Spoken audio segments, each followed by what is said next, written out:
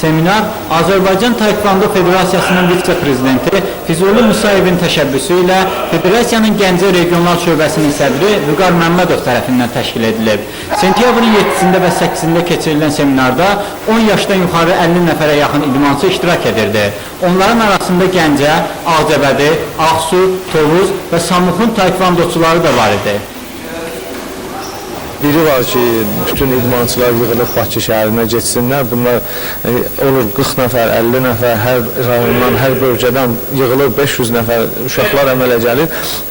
Yəni bunların xərci biraz çox olur. Ancaq texniki direktorun özünün bölgəyə səfərə çıxıb və orada seminar keçirtməsi bu biraz finans cəhətdən idmançılara köməklikdir. Dünən seminar iştirakçılarından 12-si birinci dan almaq üçün imtahan verib. Onlardan 7 nəfəri sınavdan uğurla çıxıb. İkinci dana imtahan verən 2 nəfərdən isə 1 nəfəri keçib. Gəncədəki taekwondoçuların vəziyyəti indi körgü sayədə yaxşıdır, teorisidir.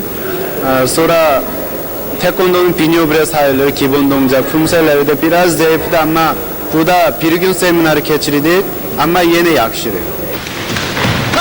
Azərbaycanda Taekvondo Federasiyası 1989-cu ildə yaradılıb. Amma bu idman növünün yüksək templə inkişafı 1996-cı ildən, yəni Taekvondo Olimpiya idman növləri sırasına daxil olduqdan sonra başlayıb.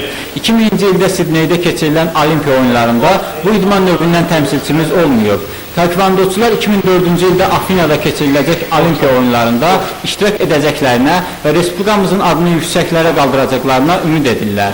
Vüsal Məmmədov, Vaqif İbrahim Xəlil, Teymur Məmmədov, Xəbər Plus.